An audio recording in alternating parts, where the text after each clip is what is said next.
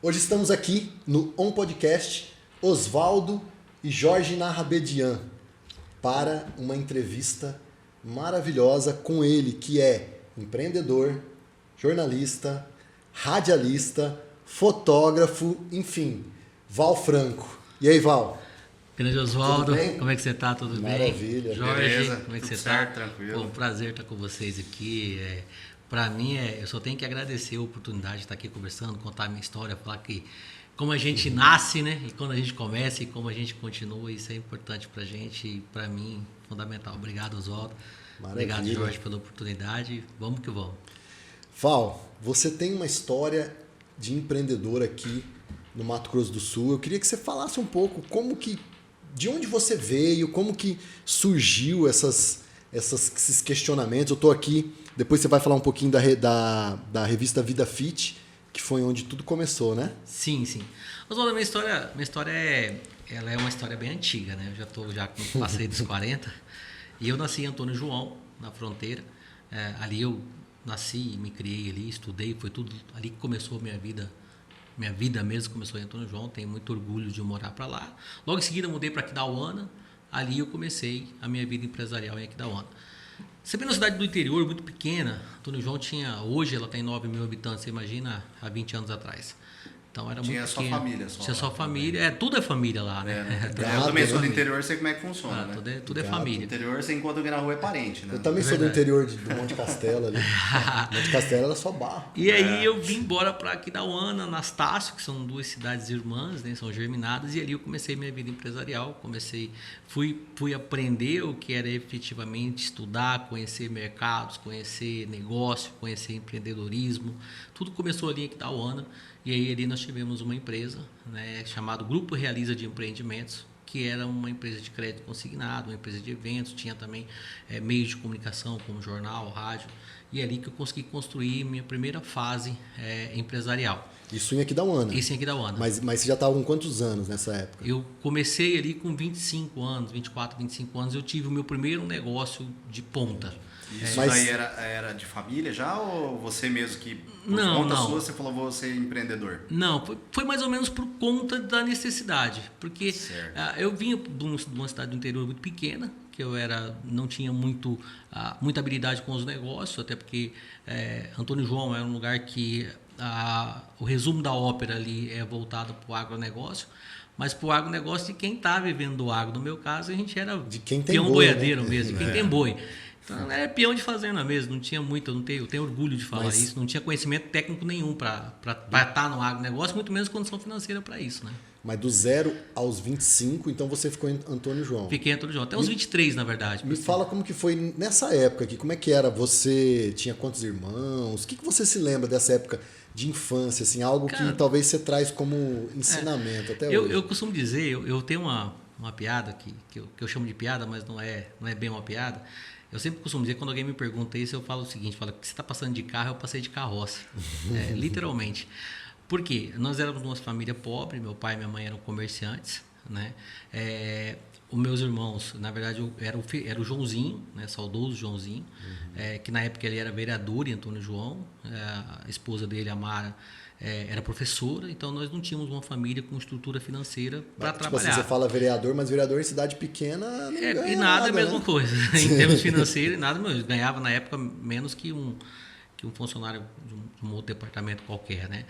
E, além disso, a Antônio João me ensinou muita coisa, porque é ali que eu comecei a conhecer, principalmente o mundo do agronegócio, o comércio em si. Quando eu cheguei numa certa idade, 15 anos, meu pai me deu um Fusca de presente. Falou, você já tem um carro, então você pode andar. E naquela época, 15 anos, você já dirigia, né? Eu podia dirigir com 9, 10, 11 anos. Não usava cinta, era outros tempos. Não, era né? outro tempo. E aí, a partir dali, eu comecei. Quando eu casei, que eu tive minha primeira esposa, meu pai montou um mercadinho para mim, Osvaldo. Num bairro que tem lá, chamado Pombal. Ele tem um nome, mas eu não me lembro mais o nome. Mas ele é conhecido por Pombal, Antônio João. Quem lembra, me desculpe, né? Eu conheço lá por Pombal. Sou da época que falava Pombal e todo mundo achava bacana. E a partir dali, daquele mercadinho, que eu comecei a entender o que era o mercado do empreendedorismo. O que era empreender, ter que comprar e vender e ter lucro. E aí eu fui para o mercado de carne. Montamos um pequeno matador na época lá, que chamava Tabajara. Um matador, eu e um compadre meu daquela região. E eu comprava vaca gorda, né, nas fazendas, carneava e entregava em Ponta Porã. Então ali eu comecei a aprender o que era comprar e vender, né, e mais o mercadinho que eu tinha. E minha esposa na época vendia roupa, vendia bijuteria, fazia o comércio de uma certa maneira. E ali eu fui aprendendo como lidar com tudo isso. Isso com uns 18 anos.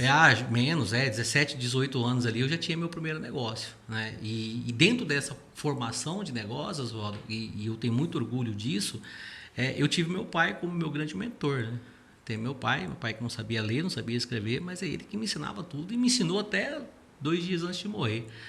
Então, isso me deu bagagem para que eu tivesse coragem para sair de Antônio João, porque Antônio João é uma cidade que ela não tem por onde você crescer.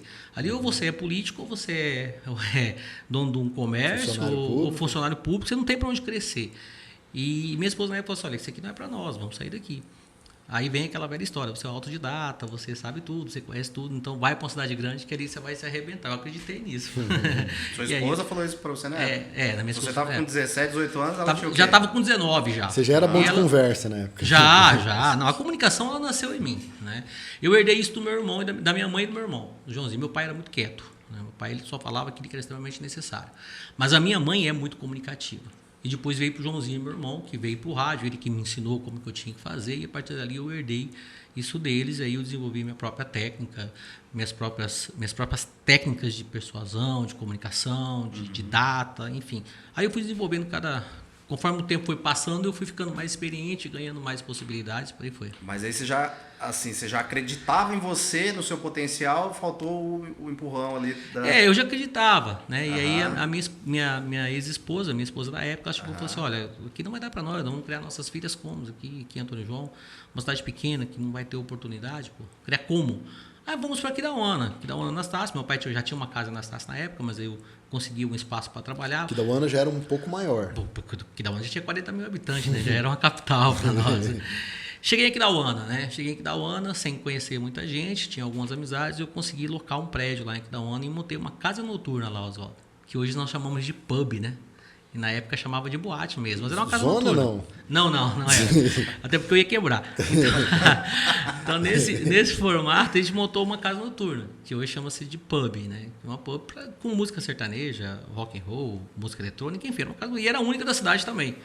E eu trabalhei ali por 3, 4, 5 anos naquela casa noturna, com muita dificuldade, porque eu sempre tive a seguinte situação, né? O que eu passei que você está passando de carro, eu literalmente passei de carroça, eu montei uma casa noturna sem ter um puto no bolso. Eu só tinha um negócio chamado crédito. Só na saliva. Só na saliva, não tinha um puto no bolso. Mas você, tipo assim, você foi, alugou e aí você falou, chamou umas duplas sertanejas? Bem isso, eu fui, aluguei, pintei, reformei, loquei tudo na época, que eu conhecia muita gente, naquela época eu já conhecia muita gente. Consegui, montei, inaugurei e bombou. Era a única da cidade, era o que tinha de novo na cidade. Que dá uma você levou algumas atrações assim conhecidas? Levei, né? e de lá para cá, Oswaldo, e aí tem algumas histórias bacanas, eu posso falar. Algumas duplas sertanejas, por exemplo, que hoje fazem sucesso nacional, nasceram lá dentro, andaram ali dentro. João Haroldo e Betinho, João Bosco e Vinícius, Marco Aurélio e Paulo Sérgio. São pessoas que, se você conversar com eles hoje, eles vão falar, poxa, o Val ajudou a fomentar esse mercado, que hoje é um mercado sertanejo no Mato Grosso do Sul, é o segundo maior mercado de duplas sertanejas do Brasil. Goiânia e depois Mato Grosso, depois Campo Grande. Só perto para Goiânia. Então, os maiores artistas do Brasil hoje, os 3 maiores artistas do Brasil hoje, um é daqui. Né? Se não foi 1 e 2, que é o Luan Santana, Michel Teló, essa galera aí. Então, assim, isso começou lá. Né? Eu comecei com essa galera, eu conheci esse pessoal trabalhando, eu ajudei esse pessoal a formar eles. E dali, em Aquidauana, eu tive a primeira grande oportunidade de trabalhar numa rádio grande, que foi a FM Pan. Né? Em Aquidauana. Em Aquidauana. E ali, quando eu fui para a FM Pan, que eu conheci o mercado artístico de verdade. Mas como é que você chegou lá e falou, me dá um horário aí? Bem isso. Eu tenho uma ideia boa. Não, bem isso. Não, eu cheguei... Tinha um Alex Melo, na época, ele trabalhava, era meu amigo e tal. Eu cheguei e falei, Alex, mas arruma uma oportunidade lá. Ele pegou e fez uma entrevista comigo. Como vocês estão fazendo aqui? Aí o Raul, que era dono da rádio, achou legal. Falei, cara, esse cara tem uma voz bonita, ele se fala bem, se comunica bem. Pô, chama esse cara aqui. Aí troquei uma ideia lá, consegui um horário e ali eu comecei a trabalhar no rádio. E foi um bom tempo ali trabalhando. Não foi muito tempo assim também, não. Pouco tempo. Aí depois eu tive algumas outras Aí experiências. você vendia então, os merchan. vendia os merchan. Aí eu fui para uma rádio pequena, uma rádio AM, pequena entre aspas, né? Antônio João, em Aquidauana tinha 2 rádios, uma AM e uma FM, na época, né? Hoje tem várias. E ali eu fui disputando o mercado, vendia merchan, vendia publicidade, vendia o que desse para vender, eu tinha que vender. Porque eu tinha 2 coisas ali, Oswaldo. Empreender, para mim, ser um puto no bolso, eu ia empreender de qualquer forma. Mas eu tinha que vender, eu tinha que sustentar minha família. Eu tinha que buscar dinheiro, eu tinha que buscar recursos. Você estava casado nessa época? Estava casado na época, 2 filhas pequenas. Nesse momento aí, teve algum momento que você falou, puta, agora eu tô bem, cara, tô com dinheiro, e aí... Não, nesse momento... Ou tava difícil ainda? Não, nesse momento do rádio, não. Nesse momento do rádio ainda não. Ali eu fui, através do rádio, através da comunicação, eu consegui um espaço no meio político. Né? Quando eu consegui o espaço no meio político, eu fui efetivamente trabalhar na política. E não efetivamente em campanha, né? Até porque eu já tinha uma certa experiência com política, com coordenação e tal. E eu virei assessor de comunicação da prefeitura de Aquidauana. O prefeito era o Felipe Ovo. E aí ali eu consegui ganhar espaço político, credibilidade e o mais importante, inserção na sociedade. Aquidauana é uma cidade pequena, extremamente bairrista, como qualquer cidade do Mato Grosso do Sul, inclusive aqui em Campo Grande nós somos assim. E ali eu consegui uma inserção melhor. E ali, Oswaldo, que me deu o start que eu precisava fazer alguma coisa. Então eu ia ser radialista ou peão de prefeitura a vida inteira. E aí eu falei, não, pera um pouquinho. Eu estava vendo pessoas da minha idade, da minha geração, despontando no mercado do empreendedorismo e eu batendo palma. Então eu falei, não, pera só um pouquinho. Eu consegui separar aquilo que era um serviço público, aquilo que era sustentabilidade, com aquilo que eu ia buscar um empreendedorismo. E aí vem a questão de você ter coragem, a questão de você meter as caras. E minha esposa, na época, era funcionária pública. E ela veio para Campo Grande fazer um empréstimo consignado. E naquela época não saía empréstimo para lugar nenhum, vocês vão lembrar. Você sentava na frente do gerente, contava toda a sua história para ele, arrumava uma avaliação e ele ia pensar se ele ia conseguir um crédito para você. De repente mudou. Isso foi em que ano, mais ou menos? Em volta de 2002, 2003, mais ou menos ali. Você já estava com quantos anos? Eu já estava aí com uns 27, 28 para 29 anos. E aí, quando ela veio para Campo Grande, ela pegou, fez um empréstimo consignado. Eu falei, mas não vai aprovar, você tem nome sujo? Falou, não, hoje em dia mudou. Você, como é consignado, não consulta SPC e Serasa. Eu falei, não é verdade, não é possível, né? Isso é golpe. Isso é golpe e tal. Cara, e saiu o dinheiro. Quando saiu o dinheiro, nós ficamos uma semana comemorando, né? Fizemos um churrasco, tomamos uma cervejinha na pizzaria e tudo vai, né? E aí, ela indicou uma amiga dela para fazer um empréstimo. A amiga dela, colega dela de trabalho, precisava do dinheiro, indicou, e aí o rapaz que fez o empréstimo para ela falou assim, olha, se você arrumar para mim, eu te dou uma comissão. E aí, tipo assim, dinheiro de hoje, por exemplo, ela indicou, ela ganhou R$200 naquela época. Rapaz, foi mais uma semana tomando cerveja, hein? Que da hora, porque lá é muito calor, né? E aí eu falei, pera um pouquinho, esse negócio dá dinheiro. E vim para Campo Grande com ela, chegamos aqui, conhecemos o rapaz na época, o Henrique. E o Henrique chegou e falou assim, por que vocês não montam um escritório lá e vende consignado lá e eu pago a comissão para vocês? Foi meu primeiro start de ganhar dinheiro, na verdade, Oswaldo, foi ali que começou. Eu deixei de trabalhar na prefeitura para trabalhar com crédito consignado. Começamos um escritório no fundo da minha casa. Eu alugava uma casa no centro da cidade, era bem no fundo. Colocamos uma placa na frente e prestamos dinheiro para aposentados e pensionistas e funcionário público. Como era assim antigamente. Sem consultar SPC e Serasa. Sem consultar SPC e Serasa. Aquilo era uma novidade fantástica, né? Porque as pessoas queriam, Jorge. Não tinha crédito naquele tempo, né? De repente começou a surgir, e ali começou a Realiza Crédito Vocês Pessoal. que deram ideia para Casa Bahia, então, né? Foi mais ou mais ou menos isso. Copiou vocês. Copiou. O crédito consignado ele foi popularizar mesmo por volta de 2006, ali que ele popularizou. E aí, Oswaldo, aí sim eu comecei a ganhar dinheiro de verdade. Aí eu fui para São Paulo, consegui banco, e tudo sem estudo. Eu não tinha estudo nenhum, nunca tive. Eu sempre fui autodidata em tudo, eu nunca estudei para nada. Estudei o básico e ali eu fui estudar. Hoje eu estudo muito, mas estudo aquilo que já está no cotidiano das pessoas, aquilo que já está no vamos ver. E eu não incentivo ninguém a fazer o que eu fiz no peito. Vai estudar, porra. Eu falo para minhas filhas, falo para amigos meus, vai estudar. Vai fazer uma faculdade, vai fazer um MBA, vai fazer... Enfim, vai estudar. Porque se você não estudar, você vai ficar... Vai ser mais difícil, né? Muito mais difícil. Então... E um amigo meu chegou e falou para mim na época do crédito, eu falei, cara, me arruma aí, cara, eu preciso de um banco para vender crédito consignado, né? Me arruma aí, vamos lá.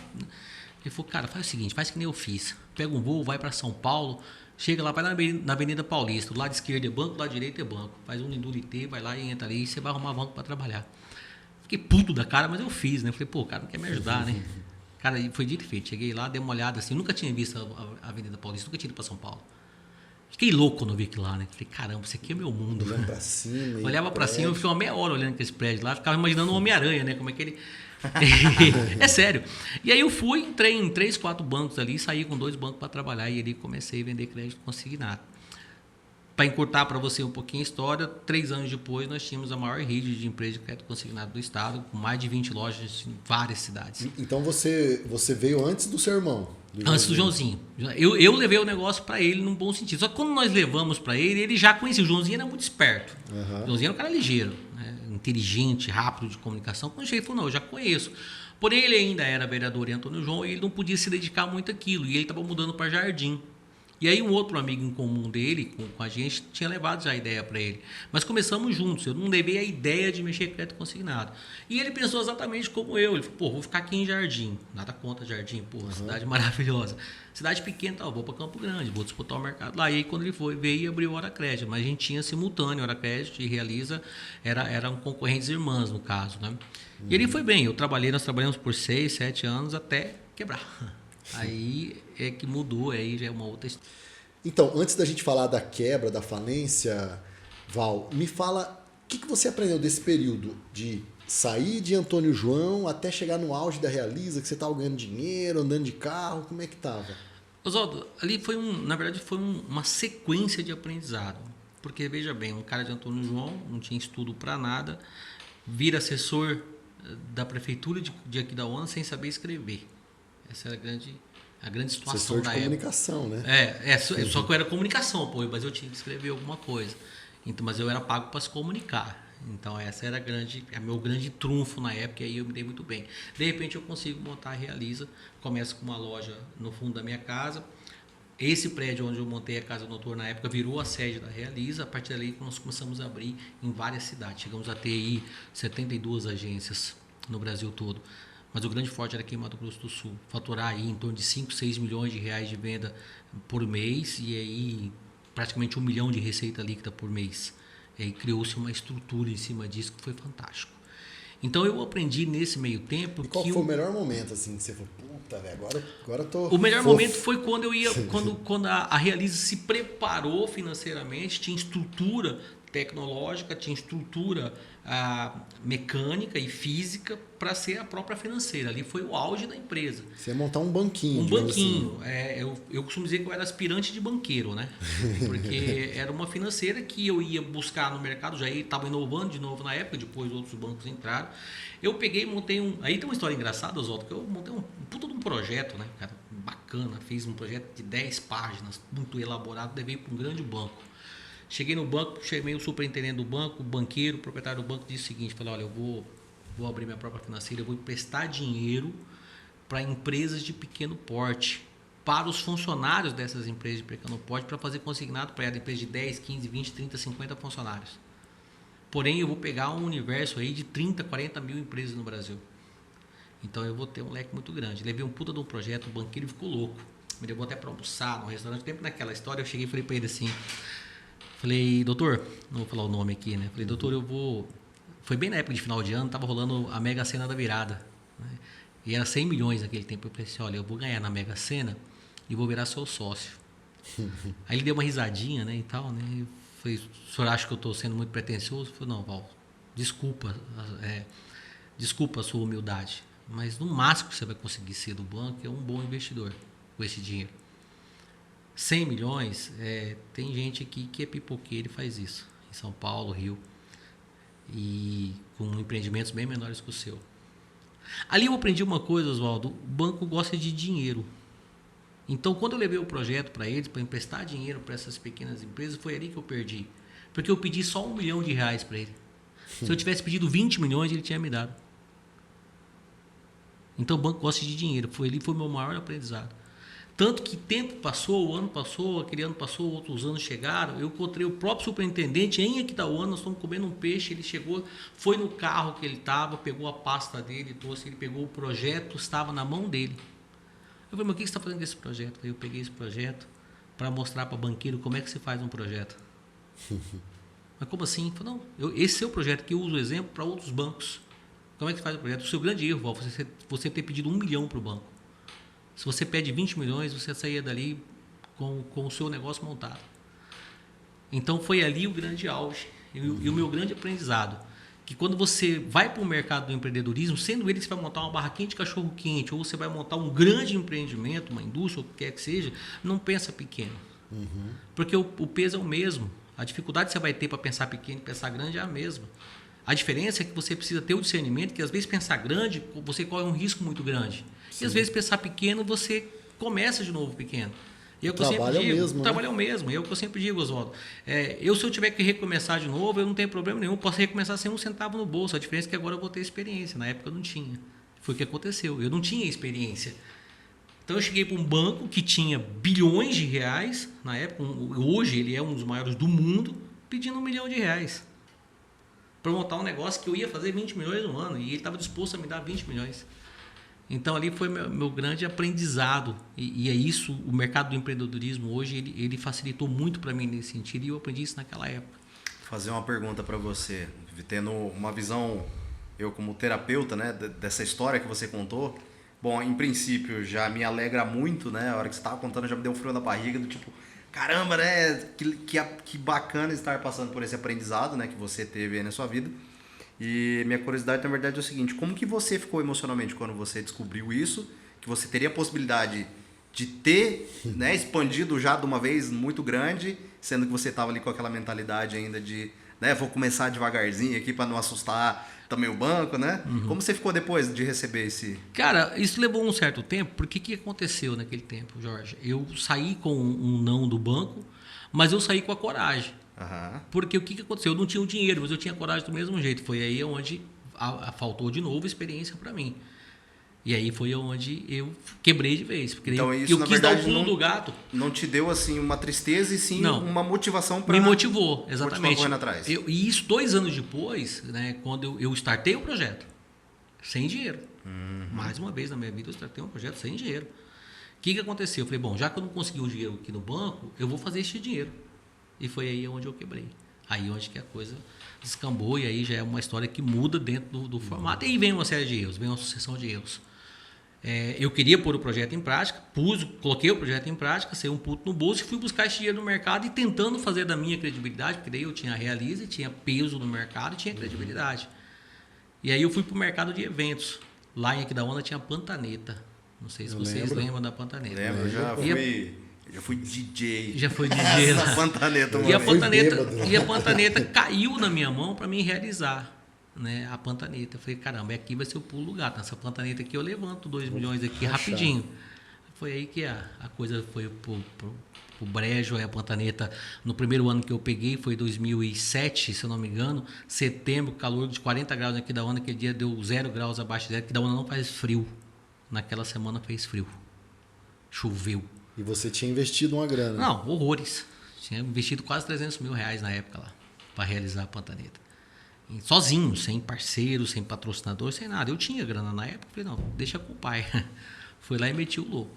E aí não deu ninguém na Pantaneta e aí eu quebrei. Ali foi o grande erro. Ali e qual foi o pior momento nessa quebra aí, cara? Cara, porque você se lembra assim? Isso passou, já tinha passado 2 anos dessa história do banco, né? Quando acabou a Pantaneta e recolhendo as coisas, eu sentei na cama e aquilo começou a me dar um desespero, eu comecei a chorar. A minha esposa da época começou a chorar e a gente não tinha ideia. E aquela velha história. Aí você chegava em outras pessoas, eu falava, não, fica tranquilo, você vai dar a volta por cima, isso aí, você é o cara, você faz e acontece, você é fênix, cara, e aquilo não me motivava, porque até hoje eu fico muito puto da cara quando alguém fala, não, joga na mão do Val que ele resolve. Rapaz, eu quero morrer com isso. Porque ninguém sabe, cara, é muito difícil você não ter 1 centavo no bolso, nome sujo, que nem fala um amigo, no SPC, no Serasa e tudo quanto é esse, você tem que arrumar crédito. Boca de sapo. Boca de sapo, aí vai. E aí a pessoa chega e fala, você faz o seguinte, vai nele ali que ele resolve. Rapaz, eu queria morrer. E aquilo foi me me deixando triste. Foi aí minha maior tristeza, porque aquelas pessoas que na época me rodeavam, e eu falo isso até hoje, e isso também nunca foi para mim uma ilusão, viu, Jorge? Não, tinha um monte de amigos, então eu sabia que aqueles amigos estavam ali por causa do interesse do que eu podia proporcionar para eles, ser isso até hoje.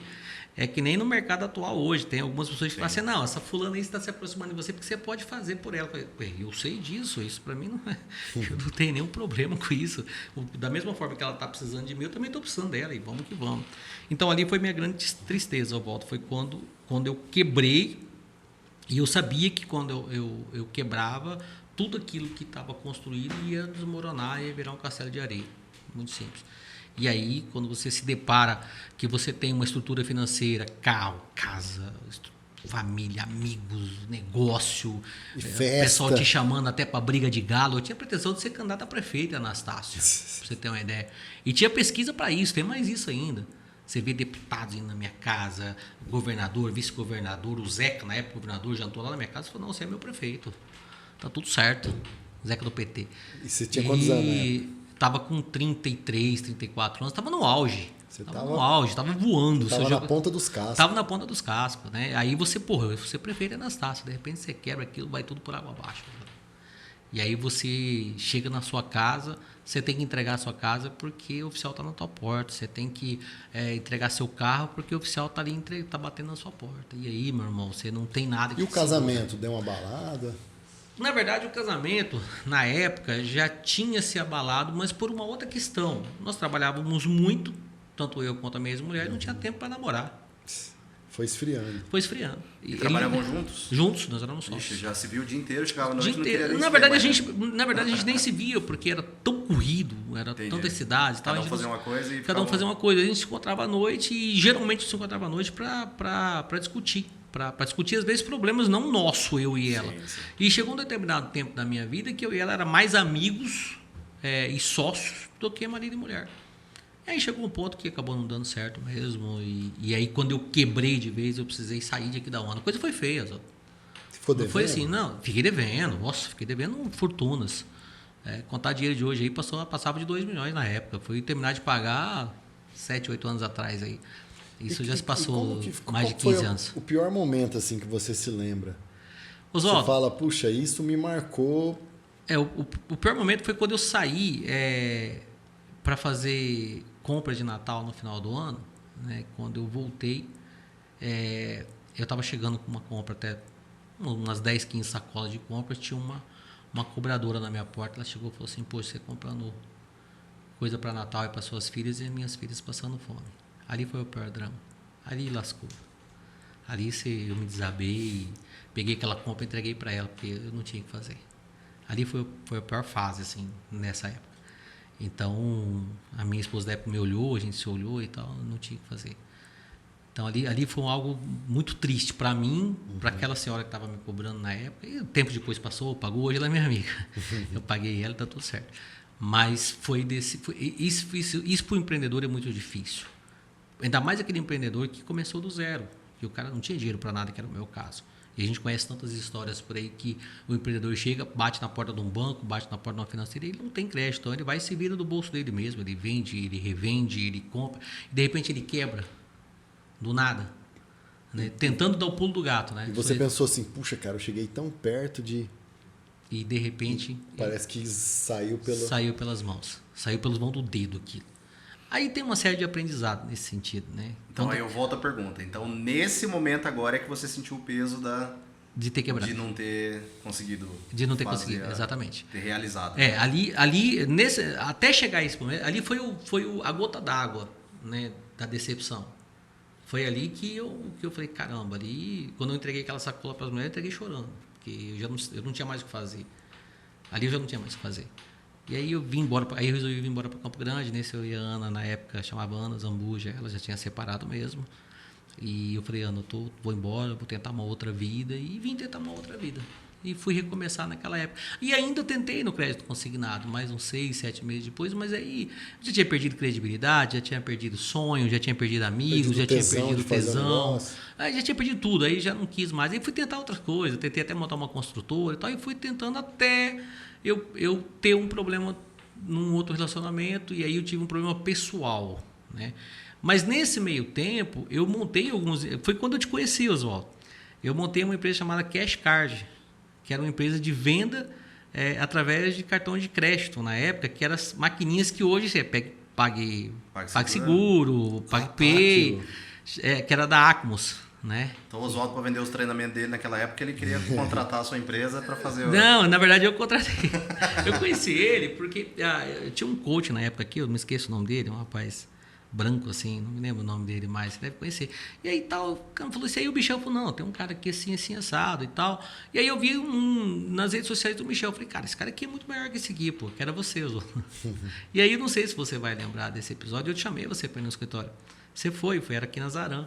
Já era uma estrutura bem montada. E a Cash Card na época já estava... Ali eu ganhei dinheiro. Inclusive, quando eu vendia a Cash Card, eu vendi por cima, né? Porque eu vendi para uma empresa que estava bombando no e-commerce na época. Mas espera aí, você veio então... Que era Acatus. Você veio de Anastácio, aqui da UANA, para Campo Grande, com a malinha nas costas, falou... Ser um gato para pegar pelo rabo. Ali ser um gato para pegar pelo rabo. Vendendo almoço para comprar. E aí você teve uma outra ideia. Aí eu comecei a montar uma construtora. Na época estava se desenvolvendo, sem um pulo no bolso também. Mas aí a consultora eu vi que não ia dar certo, eu não sabia sentar um tijolo, gente. Como é que eu vou montar uma consultora? Né? Com aquela mesma dificuldade final. A ousadia tem limite. Tem limite, a ousadia tem limite. Aí, na época, eu chamei um parceiro meu, acabei vendendo para ele que eu tinha comprado e tal, ficou tudo certo. Né? Eu falei, vou achar outra coisa. E aí, numa ida minha em São Paulo, eu fiquei sabendo. E eu sempre costumo dizer, São Paulo está 5 anos na nossa frente, né? Ou mais. Aí fiquei sabendo que naquela época o e-commerce estava rolando e as maquininhas de cartão de crédito iam acabar. Levou 10 anos para acabar, agora que vai começar a acabar, e olha lá. E aí o cara falou assim, tem uma maquininha aqui que ele parece um plug para colocar no celular. E essa maquininha aqui você passa cartão de crédito nela, não passa débito. E não tem mensalidade. A pessoa compra a maquininha aqui e acabou o assunto. E a Acmos, que era o banco na época, antecipava o dinheiro. Já teve maquininha da Actus já. Já teve a Actus. Parece um plug de fone de ouvido. Exatamente. Você pluga ali e passa o cartãozinho, né? Exatamente. Você comprou de mim, que lá. Se foi aqui em Quidauana, em Campo Grande, você comprou de mim. Foi. Certeza. E eu fiz, cara, aí sim, aí eu fui ali, consegui pegar, e nesse meio tempo estava explodindo o mercado de multinível, o mercado piramidal de multinível. Telex Free, a Bebom, tava explodindo, cara. Foi quando eu comecei a dar palestra. Nessa época eu dava treinamento motivacional para turmas de pessoal de multinível. Ensinar os caras a dar o tom? E aí eu vi aqueles caras... E aí eu vi aqueles caras dando tombo no Brasil inteiro. Eu falei, cara, esses caras vão tomar um tombo comigo, né? Cara, cheguei pros caras e falei o negócio seguinte, por que a galera não tá investindo, não tá comprando os pacotes de multinível da Telex Free? Porque não tem dinheiro, mas os caras têm o crédito. Você tem um cartão de crédito. Na época o governo tinha liberado o cartão de crédito para todo mundo. Você podia até ter no SPC Serasa, você tem um cartão de crédito. E ali foi o seguinte, cara, o pessoal do multinível correu para dentro do escritório, eu falei, dá para cá. E ali a gente começava a fazer as operações, e não tinha risco, porque quem dava o dinheiro era a Acatus da época, e a Acatus também não tinha risco, porque era no cartão de crédito, ficou tudo certo. E a galera começou a comprar multinível, Telex Free, Bebom, rapaz do céu, e os líderes da época, né, os diamantes, como é que é, os pratas, os semideus aí, começaram a chegar de Camaro, carro importado na frente. Cara, eu só metia adesivo. Os caras, eles postavam foto que guardava o carro não era nem na garagem mais de casa, já era dentro da sala, né? Sim, os não. Os caras guardavam dentro da sala, sentavam no sofá e tiravam foto. E tinha uns caras em Campo Grande que eles foram locaram um hangar de avião mesmo aqui em Campo Grande. E ia lá pro hangar, montava um jogo de sofá bonito, top pra caramba, não dá pra falar nomes, né? Eu fui lá. E ali eles tinham churrascos, né, bebidas, charutos cubanos, tudo certinho ali para levar o trouxa para ganhar o dinheiro. E eu passava o cartão de crédito. E ali eu fui dando o grande start. Então você também chegou no auge da Cash Card e depois vendeu. A Cash Card não chegou a chegar no auge financeiro, né? Até porque também você foi se envolver com o pessoal, né? Não, na verdade eu não me envolvi com multinível, né? Eu não cheguei eu estava comentando até com o Jorge aqui no off, nunca comprei uma cota, aliás, eu nunca acreditei no mercado multinível. E vai chegar lá quando eu contar isso. Mas eu ajudava os caras por quê? Porque os caras estavam trazendo muita gente, as pessoas estavam empolgadas com aquilo. Eu falei a mesma era coisa pra você. Eu dei palestra no multinível, mas eu nunca fui do multinível. Então, exatamente. Eu Eu também trabalhava com eles, mas eu nunca fui do multinível. Nunca acreditei no modelo de negócio. E quando eu quis acreditar, eu desacreditei na mesma velocidade, sabe? Porque quando você entra numa determinada idade profissional, você já não acredita mais em contos frajutos, né? Não estou dizendo que existem empresas boas no mercado de multinível. Existe, na verdade, mas é remota. Esse tipo de gente não era bem multinível, era mais esquema de pirâmide. Era um Porque esquema multinível é um movimento, é um sistema bom, cara. Bom, excelente. Aliás, quem um sabe lidar com venda, né? quem sabe lidar com multinível sabe vender qualquer coisa. Você não tem, mas na época é isso mesmo, era uma pirâmide comercial, uma pirâmide financeira, literalmente. O produto era o que menos importava para eles na época. Então, o que queria mesmo era o dinheiro e pronto, né? E aí eu vendia cash card e aí eu fui recomeçar a tentar buscar novos negócios. E aí é onde minha vida deu uma guinada muito ruim. E aí é onde foi... Você gastou o dinheiro? Gastei o dinheiro, até porque eu não vendi ela por muito dinheiro. Eu gastei o dinheiro e eu tinha um relacionamento na época. E aquilo foi me deixando... de uma certa forma, psicologicamente, muito debilitado. Eu comecei a retroceder aquilo que eu já tinha aprendido na vida. Comecei não é nem retroceder, comecei a regredir. Me expressei mal, comecei a regredir. Eu comecei a ficar burro. E aí, no auge da minha burrice, eu estava com 137 quilos, com 1,65 m de altura. Eita. Aí eu falei, caramba, lascou. E aí... Se você caísse de costas, você não levantava. Não levantava mais. E assim, ali, eu tive que dar um basta naquilo ali, porque eu ia morrer ou eu ia tocar a minha vida, né? E aí é onde começou a surgir, onde você... Aí veio a Vida Fit. Cara. Aí veio a Vida Fit. Vamos dar uma olhada na Vida Fit aqui. Essa é a revista. Interessante. Aí você começou a fotografar só foi mais ou menos a história, foi o seguinte. as top. Na verdade foi o seguinte, Oswaldo, aí é uma história que eu me falei... lembro muito bem lá no começo, eu acho que você nem a câmera você tinha, era uma câmera emprestada. Era uma câmera emprestada, da Mara, minha cunhada. O que aconteceu, Oswaldo? Eu lembro que eu falei pra você, Val, putz, cara, larga a mão disso aqui, velho, isso aí não vai dar nada, não. Você no falou, fundo, não, porque não sei o quê. Era no escritório do fundo do meu irmão ali. E a história, e desses meus 44 anos de idade, Oswaldo, a história mais bonita da minha vida está aqui. Por quê? O que aconteceu? Quando eu separei desse relacionamento, eu tinha 136 quilos, sem perspectiva profissional nenhuma, né, completamente debilitado, fragilizado. Tipo assim, você tinha feito muita coisa e não sabia fazer nada. Digamos assim. Né? É bem isso, era bem isso. Eu tinha feito muita coisa, eu já tinha tido muito dinheiro, eu já tinha tido empresas de sucesso, eu já tinha dado inúmeras palestras, a comunicação tomou conta da minha vida nesse período. E quando eu me deparei, eu já não sabia fazer mais nada. Eu tinha regredido psicologicamente, eu tinha regredido intelectualmente falando. A minha submissão intelectual era fora do normal. Que muita gente chama de depressão, mas eu não chamo de depressão, não. Aquilo era submissão mesmo. Eu era submisso intelectualmente a qualquer coisa, a qualquer pessoa, a qualquer negócio. E quando eu me deparei, eu estava com 130 e larai, né? O Michel tem foto minha dessa época, né? Eu já até postei ela nas minhas redes sociais. E aí, o que eu fiz? Eu peguei e fui me esconder, cara. Eu me escondi, eu literalmente me escondi. Eu saí para comprar uma carne e nunca mais voltei. E assim eu fui me esconder da vida. Assim, é bem isso mesmo. Eu saí para comprar uma carne.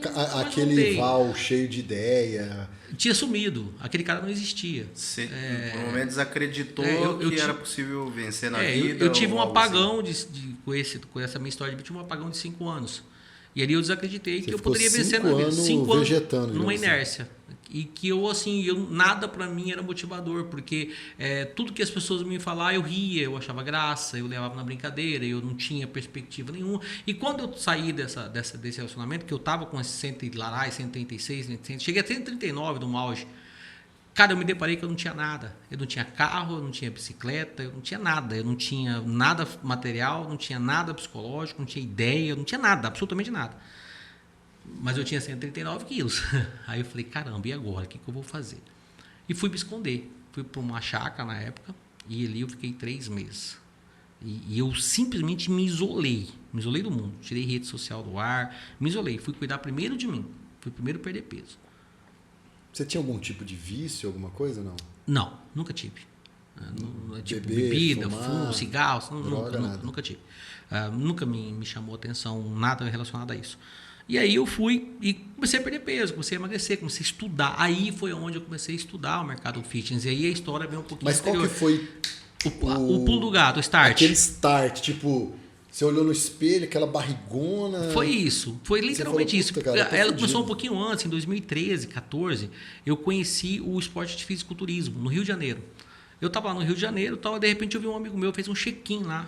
Eu mandei uma mensagem para ele, louco, o que você está fazendo aqui? Pô, não, tá tendo um campeonato do Rio de Janeiro de fisiculturismo. Vem aqui, Val. Eu falei, você é louco, eu vou fazer o que é isso aí? Eu nem conheço, eu vim aqui bem na praia. Não, vem aqui, é muito legal. Eu falei, cara, só tem bombado aí, moço, que eu vou fazer isso, tem nego forte aí.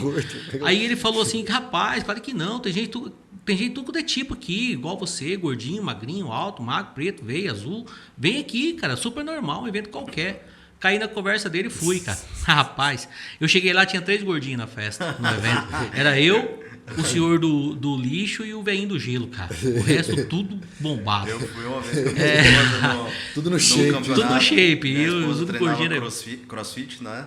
E aí ela foi numa competição, cara. Foi competir lá em Goiânia. Falei, não, beleza, vamos lá. Eu tinha uma palestra também na época pra dar lá. Falei, não, aproveitar a agenda, já vou marcar a palestra e a gente já vai no campeonato. Rapaz, é coisa absurda, cara. Absurdo. Sabe, você sente mal, velho, porque você tá ali, aí tem um bombado do seu lado, aquela pessoa pega aquele pozinho e faz assim com a mão. Aí você fala, caramba, E levanta que véio. parece uma pena, Parece né? uma religião, né? Parece uma religião. Mas é uma Você religião. fica incomodado, assim, porque você não participa daquele mundo, sabe? Não é você seu, vê, né? é bonito, né? Você fala, pô, eu queria ter vontade, pelo menos, de ser assim, velho. Mas eu acordo, aí eu falo, não, acho que eu vou dar uma dormida lá um pouquinho.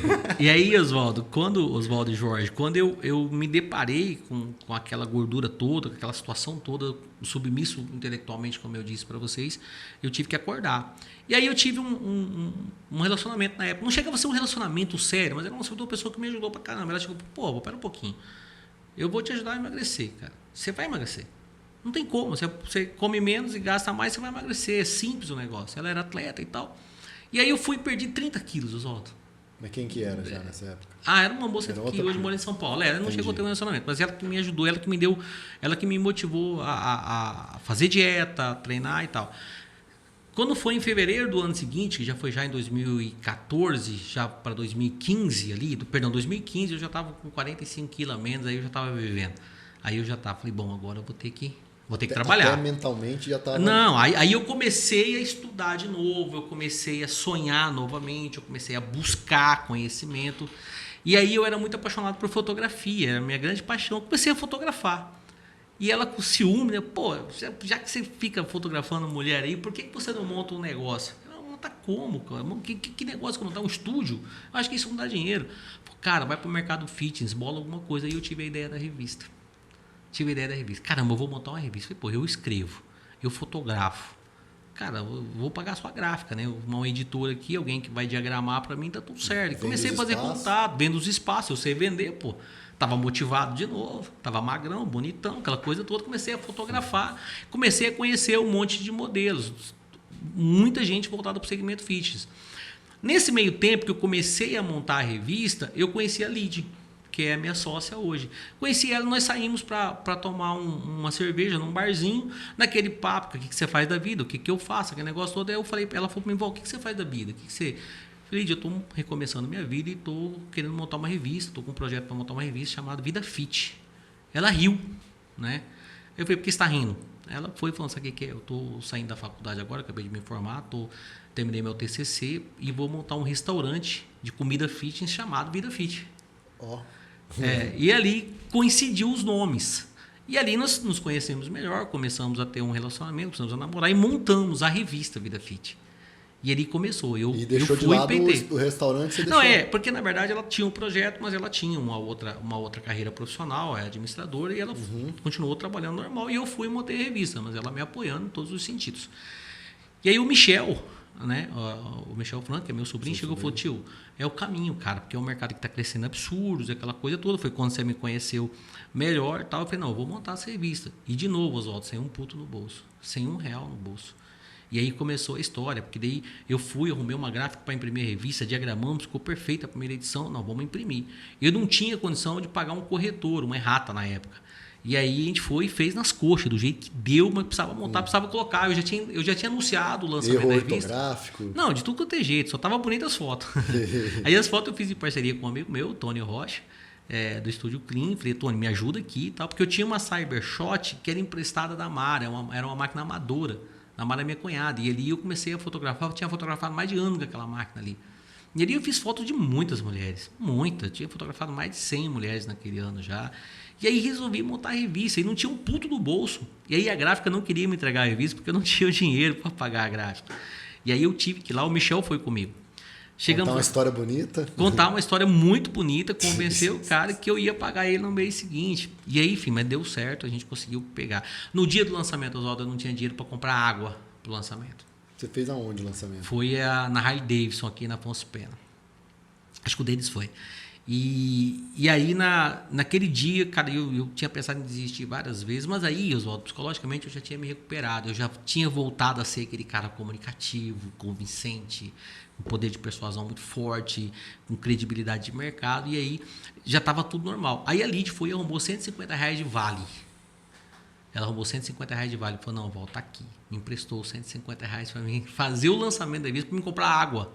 E ali aconteceu, e ali teve o lançamento, a revista saiu do papel, ela foi para o mercado, e aí nós trabalhamos aí por 1 ano e meio, nós colocamos a revista mensal no meio, e aí se criou-se um novo mercado em Campo Grande, que foi o mercado das musas fitness, das influências fitness, que Campo Grande não tinha. Você foi pioneiro, né? Pioneiro. Tem muita mulher que foi você que fotografou. Depois vieram outros fotógrafos e tal, sim. mas você que... Eu que fotografei e eu que promovi, porque daí o que aconteceu? O mercado da influência, no segmento fitness, da influência de uma maneira geral, estava começando ainda naquele tempo, não existia. E o Instagram, o Facebook estava começando a bombar, era mais Facebook do que Instagram. E aí eu chegava nas mulheres e falava, você me paga aqui... 2015, 16. 15, 16. Aí você me paga uma quantia aqui, eu cobrava delas. Aquela que tinha condição de corpo, financeira, aquela coisa toda, a gente acertava a capa da revista. Uhum. E negociava, você vendia, como qualquer revista, você vende a capa e pronto, acabou. E ali essas mulheres começaram a montar negócio, começaram a buscar espaço de mercado, virar influência do segmento fitness, começaram a ir para cima como tem que ser. E eu comecei a treinar essas mulheres, eu comecei a treinar essas mulheres de como elas iam se comportar nas redes sociais. Uhum. Né? E aí eu comecei a ensinar elas desde como ela postava as fotos dela, como elas trabalhavam, e aí surgiu um novo modelo de negócio em Campo Grande, que era o mercado das influências, o mercado das chamadas digitais, né? E aí musas surgiram de tudo quanto é lado. Isso foi por praticamente 2 anos, Oswaldo e Jorge, que realmente aconteceu, que a revista foi e ela tocou e foi. Essa edição mesmo que você está abrindo, se eu não me engano, ela é de julho, né? Ela é de julho.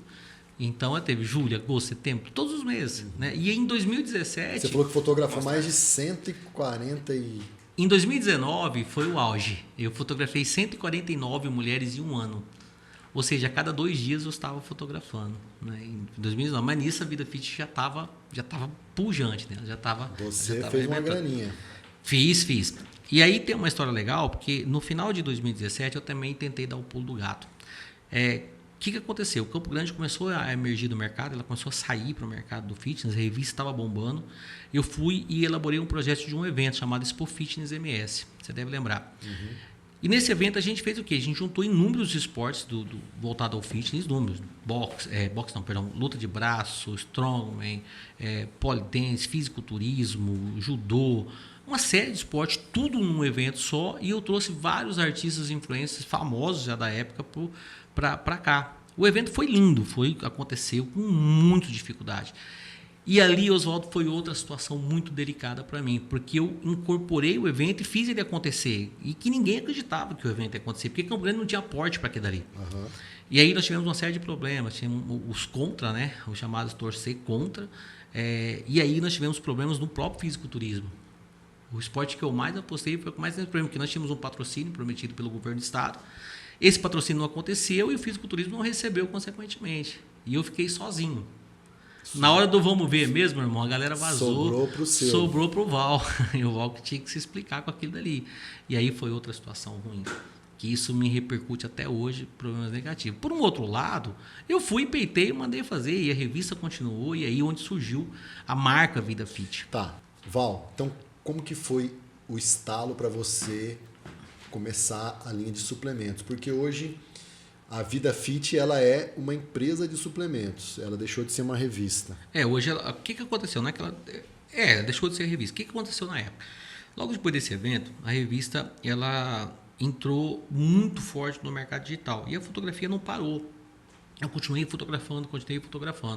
E aí veio um amigo meu, o Ricardo Pereira, chegou e falou, por que você não transforma a revista num site e dentro desse site você monta um e-commerce para vender souvenirs, camiseta, boné, shakeira, luvinhas, tudo para o segmento fit. Eu falei, cara, mas eu não tenho essa experiência, moda fit. Cara, não dá, eu não tenho essa experiência, não sei. Não, eu monto para você. Eu monto tal, porque eu preciso aprender também, eu quero retomar a minha agência, ele tinha uma agência de publicidade, eu monto para você. E ele foi e a gente começou a mexer. E aí, em vez de criar a revista vidafit.com.br, eu coloquei, vidafitstore.com.br, que era store de loja.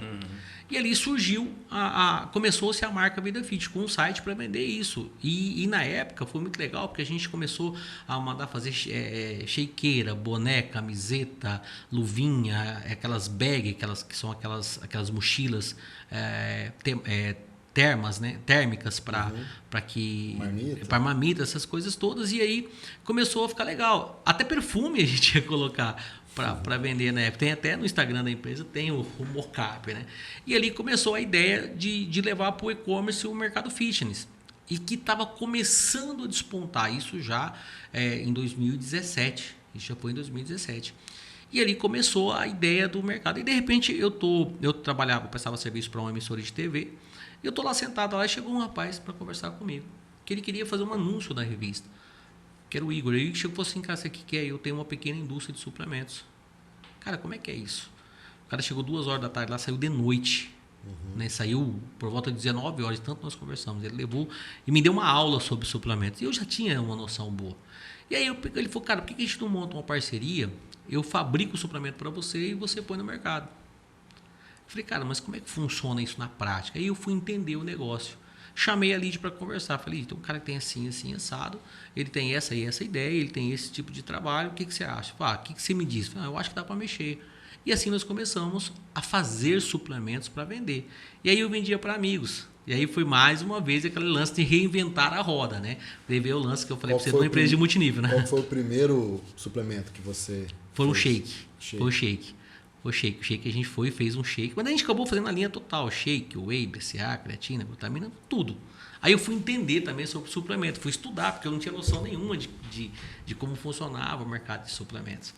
E ali começou-se a estrutura, né, da Vida Fit. E mais uma vez, Jorge, eu não tinha dinheiro para tocar o projeto.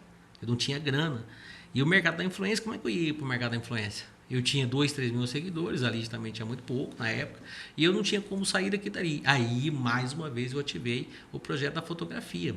Lá em final de 2017, começo de 2018 ali, eu fiz um projeto e trouxe um mundo de mulher para fotografar, tipo 20, 30, 40 mulheres. E ali eu fiz dinheiro para fotografar e, consequentemente, naquelas fotografias eu convencia com que aquelas mulheres publicavam, apresentavam o produto. Se tornavam tipo distribuidoras. Distribuidor, literalmente distribuidora. Elas vendiam e faziam uma grana também. Elas faziam uma grana para elas e, consequentemente, a gente vendia suplemento. E ele começou a popularizar a marca. E assim foi, cara. E assim o negócio começou a ficar bacana, começou a ficar bonito, a gente começou a ficar conhecido. E em 2018 eu consegui me reinserir para o mercado do fisiculturismo. Uma empresa de Curitiba, que fazia grandes eventos, me chamou para fazer um trabalho de fotografia nos eventos. E eu fui para trabalhar. E eu levei uma equipe completa daqui. Levei câmera, filmagem, levei fotógrafo, filmagem, reportagem. Cara, montamos uma estrutura para transmissão do campeonato de fisiculturismo lá do Paraná, por streaming, via Facebook, YouTube, que nós tínhamos uma estrutura de TV grande, que parecia a Globo, com grua, com mesa de corte, com entrevista, com apresentador, com locutor, com apresentador, com repórter, com comentarista.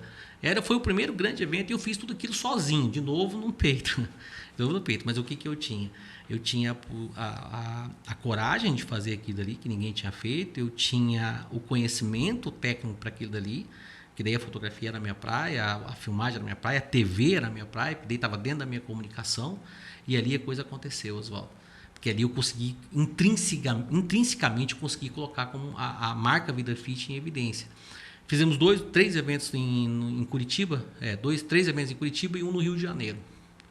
Sempre com a fotografia. E ali eu conheci o mercado realmente de suplementos. Você já ia aos poucos, a Vida Fit e suplementos já estava engatinhando. Já estava andando, já estava engateando. E aí o que acontecia? E aí vem aquela história que eu contei para você. No começo, quando a gente começou a falar sobre Vida Fit. Eu tinha uma salinha que o meu irmão cedeu comigo no fundo do escritório dele, que você conheceu. E ali eu montei a estrutura da Vida Fit ali.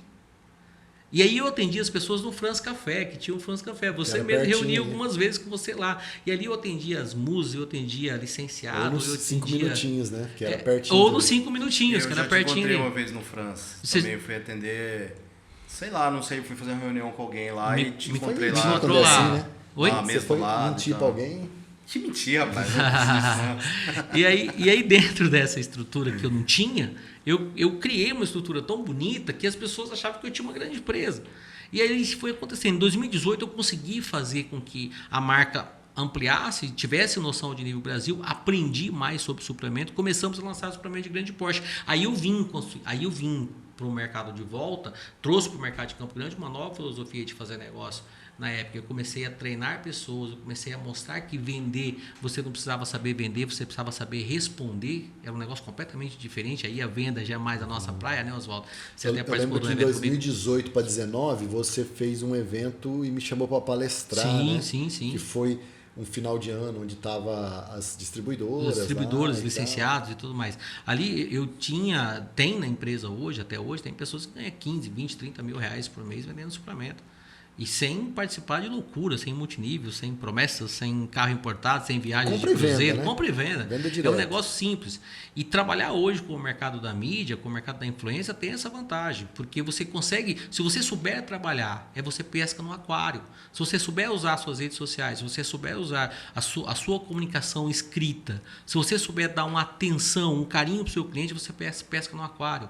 Vender suplemento hoje ele é uma necessidade, ainda mais quando você tem suplemento de qualidade, que é no caso da Vida Fit. E outra coisa, você não consegue ingerir as vitaminas. Com certeza. Você não suplementar hoje, cara, você... No caso, por exemplo, do empresário. O empresário hoje ele sai 6 horas da manhã, ele não sabe a hora que ele volta. Então ele não consegue almoçar direito, comer, jantar direito, tomar café da manhã. Coxinha, coca. Exatamente, o que é mais fácil. Aí você tem um suplemento ali, Jorge, você vai e faz um shake, faz um whey, faz alguma coisa, tomou, você está alimentado com tudo que você precisa, a um custo bem mais barato que um PF qualquer aí na cidade. E você consegue perder peso, consegue ter uma vida saudável, uma alimentação saudável. E aí, Oswaldo, eu comecei a introduzir no mercado uma série de modelos de trabalho, no qual eu não tinha um revendedor comum, eu tinha um licenciado, eu tenho um licenciado na empresa. Um licenciado influencer, Um licenciado influencer. E aí o que eu comecei a fazer? Eu comecei a fazer um trabalho de tal maneira, e aí a fotografia de novo, ela começou a fazer parte disso, porque as redes sociais hoje, ela é baseada em fotografia, visual, principalmente né? Instagram e visual. Começamos a ter muito resultado, que as pessoas começaram a perder peso, começaram a emagrecer, os resultados de antes e depois. O esporte de fisiculturismo retomou a Lid, que é minha sócia, vira atleta nesse meio tempo, vai para disputar grandes competições, aí nisso nós montamos um time de atletas, começamos a divulgar, ganhamos uma série de campeonatos aí, ela ganhou vários, outros atletas que faziam parte da nossa equipe ganhou vários, e ali nós conseguimos construir uma estrutura, e esse modelo de negócio começou a emplacar em Campo Grande. Começou a emplacar não só em Campo Grande, como no interior, como em outros estados. Hoje a gente já consegue atender 9 estados diretamente. Mas aí eu lembro que você chegou e falou assim, cara, eu quero construir uma sede. Sim, em 2018 eu falei isso pra você. Todo mundo falou, você é louco, Val. Não, isso é de louco, foi o que eu mais fui chamado. Né? Aí você construiu um puto escritório. Sim, quando começou a retomar a empresa, quando comecei a fazer a empresa, eu lembro, sem citar nomes, eu lembro que eu estava sem carro na época e eu ia a pé. Eu peguei uma carona, eu e a Elis pegamos uma carona e quando nós estávamos indo para casa, eu extremamente cansado, eu tinha fotografado o dia inteiro. Eu estava louco para chegar em casa, tomar um banho, descansar e aí a gente passou num local lá para dar uma enrolada, né? E eu estava de carona, não podia falar nada. Aí ele chegou para mim assim, cara, você está reinventando a roda, você precisa ir trabalhar na Herbalife. Para que você vai montar? Você me lembrou até essa história, eu tinha até esquecido. Para que você vai montar suplementos se a Herbalife está aí pronto, só você pegar e vender? Deixa de ser orgulhoso, trouxa. Né? Trouxa. Né? E aí eu falei assim, aí a Liz falou assim, mas espera aí, todo mundo começa de alguma maneira, todo mundo acredita num sonho, num propósito. Aí eu fiquei pensando, falei, cara, um pouquinho, cara, eu nunca montei nada com dinheiro no bolso, nunca tive nada, qual que é o meu medo? O que eu tenho para perder? Eu já não tenho nada, vou perder o quê, pô? Então eu tenho que ter mais vontade de ganhar do que vontade de perder, pô. Alguma coisa ali, porque a vontade de perder já tá ali, pô, já tá na sua mão o dia inteiro. Pô, você nasce pobre, uma cidade de Antônio João, sem estudo, peão de fazenda. Então o que você tem para perder? Pô? Não tem nada. Né? E o meu pai sempre me ensinou isso. E eu conto uma história bacana, Oswaldo. Meu pai e minha mãe recomeçaram a vida empresarial deles e já tinham 65 anos de idade. Já quebraram 3, 4 vezes. E eu ali com 37 anos, 38 anos de idade, ainda com medo do quê, pô? Com medo mais nada. Eu falei, não, chega o rei, vamos meter o louco. E assim nós começamos a vida fit. Em 2018, quando nós saímos daquele evento, eu falei para você, Oswaldo, a partir de 2019 nós vamos ter uma sede de verdade. Porque eu atendia no France Café, Jorge. Eu atendia no fundo do escritório do meu irmão, que, cara, que graças a Deus eu tinha aquele escritório para atender. Eu tinha um computador que é emprestado dele, ele me emprestou um computador, ele me emprestou uma sala, tinha ar-condicionado, tinha café. E eu não pagava nada. Então, para mim, aquilo, cara, era um mão na roda. E o Michel me emprestou um carro dele ainda, porque ele tinha um Uno, né? Que ele ficava puto da cara, que eu não tinha ar, Campo Grande, o calor. Não, mas para mim tava ótimo, porque eu não tinha nada, pô. Você tava faceiro. Eu faceiro demais. E aí eu comecei a trazer essas meninas, essas mulheres, comecei a transformar essas mulheres em musas, em influência, e essas mulheres começaram a despontar. E minha marca começou a explodir. Algumas foram pro exterior, né? Não, algumas foram pro exterior, outras foram para nível Brasil, outras montaram o seu próprio negócio hoje, estão tocando seus próprios negócios, estão bem de situação financeira, estão trabalhando feito loucas aí. E tudo se deve a uma estrutura de negócio que nós montamos, a um modelo de negócio que nós montamos. E eu sinto muito orgulho, porque a partir daí, Oswaldo, a gente criou-se a marca Vida Fit. E ali o suplemento começou a tomar conta do mercado. E como que está hoje a Vida Fit? Hoje, né? Em 2019 a gente conseguiu montar a sede, que você está devendo uma visita, o Jorge agora também já está devendo. Estava tudo quebrado. Você estava reformando. Hoje a gente tem uma sede muito bonita, uma das melhores sedes de escritório aqui de Campo Grande, uma sede estruturada, com todas as condições ali. Começamos a produzir moda fitness também com a nossa própria marca. Hoje nós somos mais de 800 licenciados que trabalham com a marca Vida Fit, atendemos mais frequente 9 estados, mas chegamos a 17 estados já com atendimento esporádicos.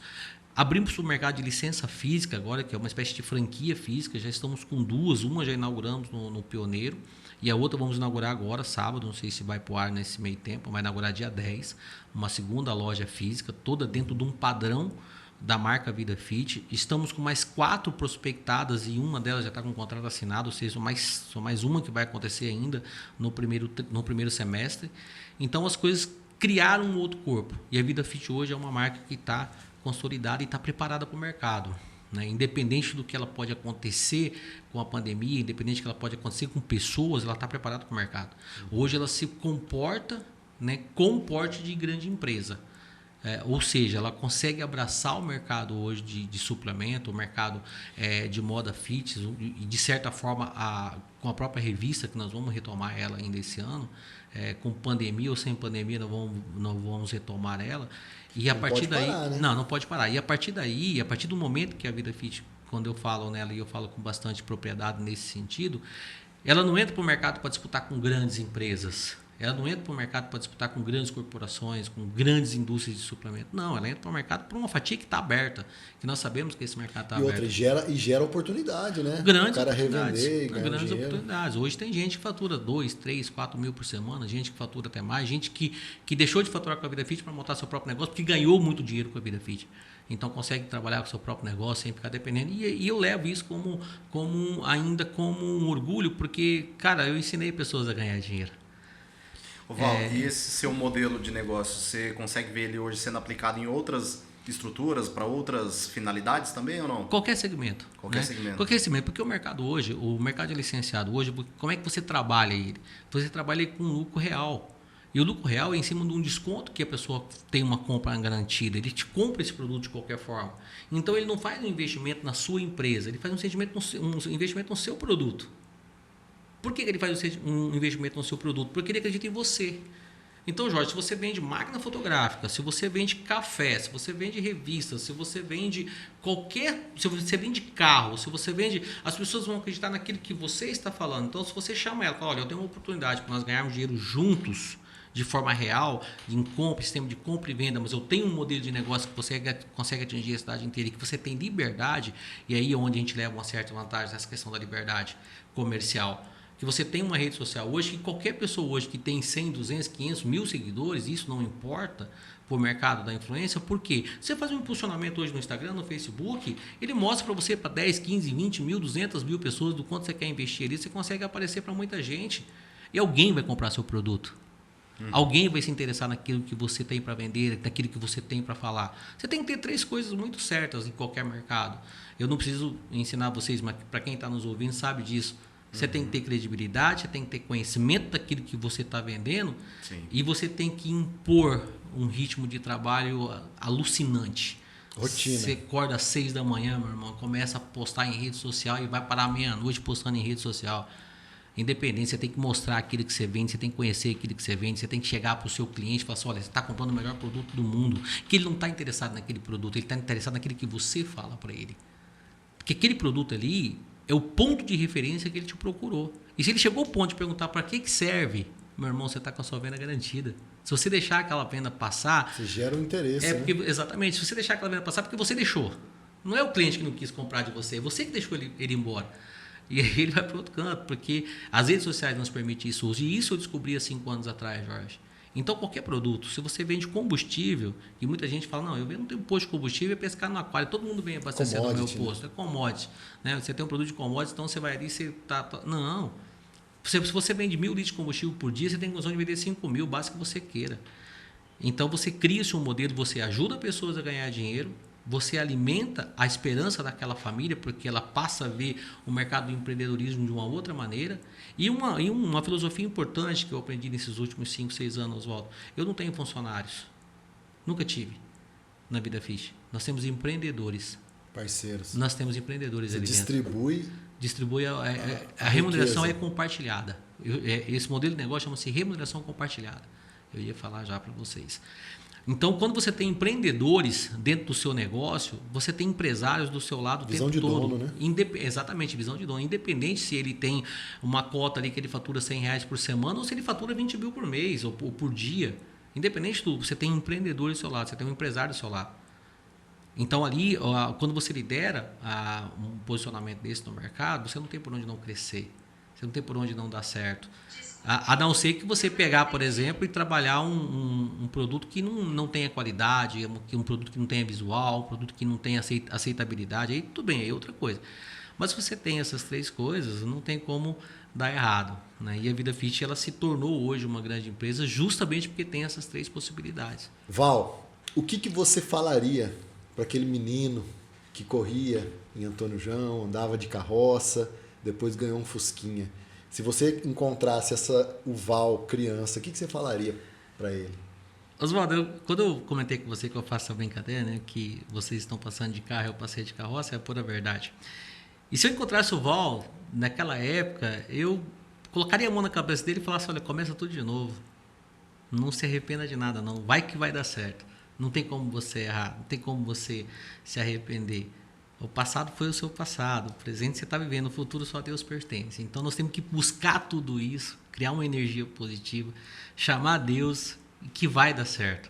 Eu falaria para ele, olha, continua, independente do seu caminho, só não vá para o caminho errado, só não vá cavar poço, o resto você vai para frente. Não mata, não rouba, ajuda pessoas, cria negócio, monta negócio, quebra 1, 2, 3, 4, 5 vezes, não importa.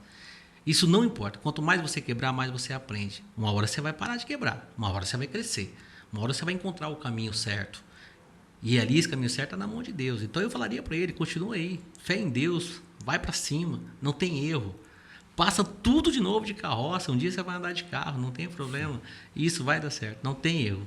Eu falaria tudo isso para ele. Bacana demais. Então estamos chegando já ao final do nosso podcast hoje. Obrigado. Val, muito obrigado aí pela sua presença. Eu vou fazer uma pergunta final aí que eu acredito que todos os homens que estão assistindo querem saber se realmente é bacana, será fotografar mulher bonita ou não? Responde essa pra nós aí, Val. Fotografar mulher bonita é a mesma coisa que você viver no paraíso o tempo todo, né? É, bacana, eu né? tive o privilégio de fotografar muitas mulheres lindíssimas no Brasil todo.